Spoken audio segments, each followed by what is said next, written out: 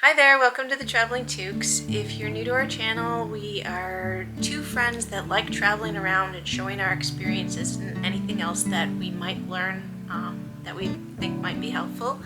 If you also find some of these tips or just the anything on it useful, please like and subscribe as it really helps our channel.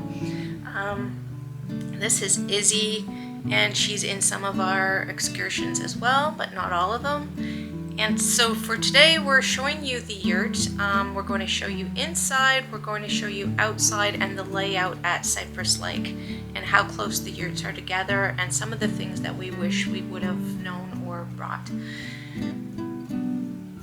Sleeping time. Basically, if you've ever thought of camping and you don't have all the equipment, the tents and mattresses, etc., yurt camping is the way to go. We're going to just show you the layout of the campground, where the yurts are in relation to everything else.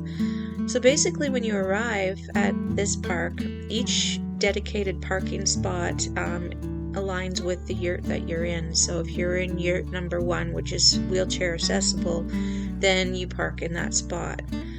From here, you're going to find that there's the main station where they have, on the outside, they have sinks with cold water, and you can take the water from there. There is no hot water, so you can't really do your dishes there. They have showers, which they give you codes for. They did that because they didn't want people from the other campgrounds coming here to shower. So there's 2 showers. As we get around to the other side of the building, you'll find that they have charging stations for your phones, tablets, etc. These are all numbered according to your yurt. They are self-combination, so the problem is some of the locks didn't work, so you may have trouble that way. And then as we come along from the parking lot, you'll see that you can't drive down this pathway, so you're going to notice that there is a fair bit of a walk, and they do offer small little wagons so that you can carry your items to your yurt. So if you have your heavy cooler or whatever, you can use a wagon. Some of the closer yurts it's really handy for, but as you'll see when we get to the very far yurts, it can be a little tricky. There are 2 yurts at the very end, 9 and 10, they have a lot of rocks, so it is very tricky, and it is a long walk. What we did find, one time we came late at night, it was dark and it was in October, so you know it gets dark early. And when we came, it felt like we were walking out into the wilderness because there's no lights and we didn't know where we were going. And so it's something to keep in mind if you're coming really late at night. Maybe just have a small bag of what you're going to need and get the rest of your stuff in the morning. It just might be a little bit easier. You can't keep your food in your yurt, and that is for bears, and they do have bear sightings. Apparently there was a bear sighting the night that we were there this time, but it wasn't around our campground, so we didn't hear anything. They've got these bear things that the bears can't get in, and they are supposed to be safe. So that's where you're supposed to keep your coolers. Not every cooler is going to fit in there, so we just found it easier to keep all our stuff in the car. It is a bit of a walk back and forth. Another thing is make sure you burn off excess food on your barbecue. I was at a cottage many years ago up in the Bruce, and they forgot to burn off the excess food, and they had just turned it off, and the bear came that evening because they can smell from very far away and just tore that thing apart. So that's something to keep in mind as well. Don't cook in your yurt at all. The smells, again, are going to get them interested.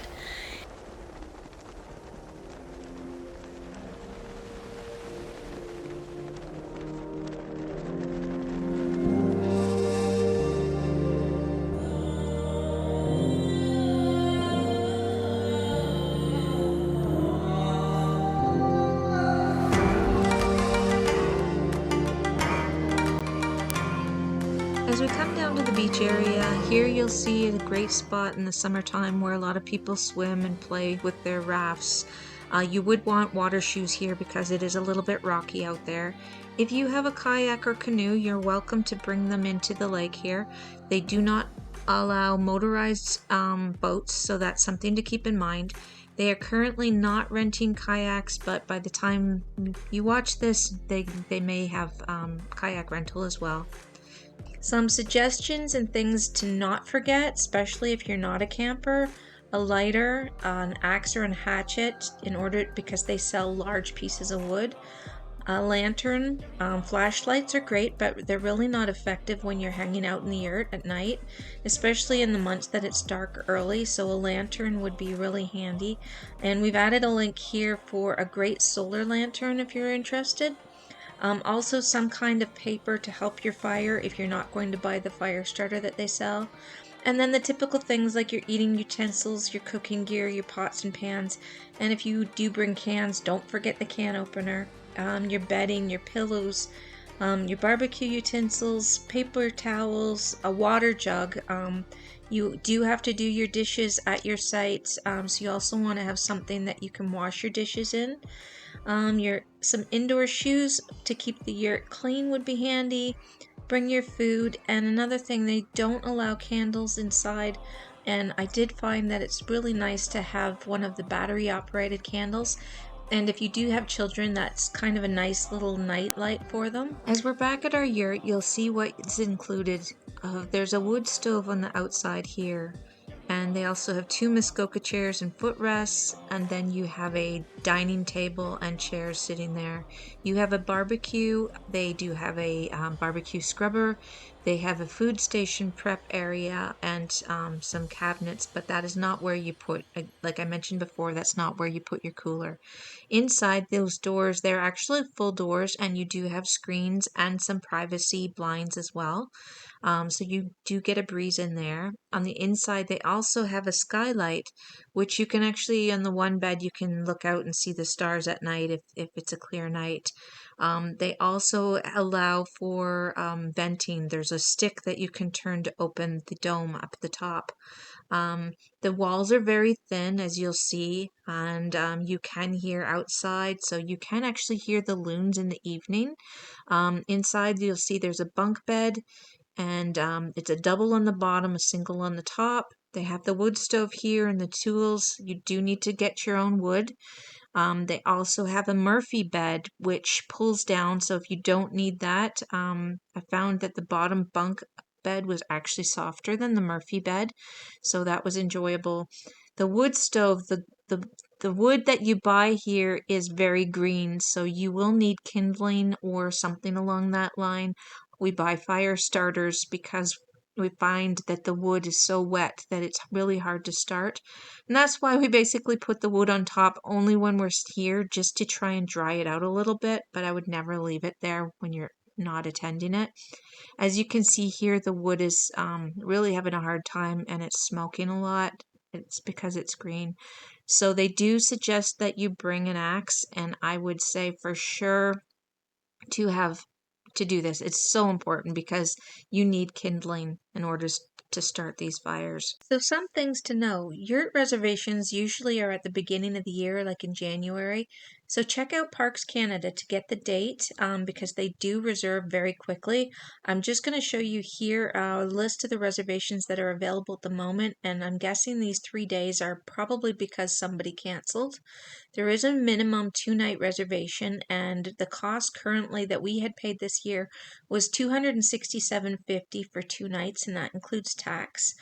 It is important to know that there's no pets, no smoking. The park does operate as a bear campsite, meaning that you need to follow the rules of how to keep things off your site. You should be smart about the wildlife, but don't be scared. These aren't grizzly bears around this area. There is no electricity, and so there also is a radio-free zone. There's very poor cell phone and Wi-Fi, so if you're thinking of just playing on your phone, it is very difficult to do that. So if you have any questions, feel free to leave us some comments, and we'd be happy to answer anything. We do love the camping at the yurt. Thank you for watching.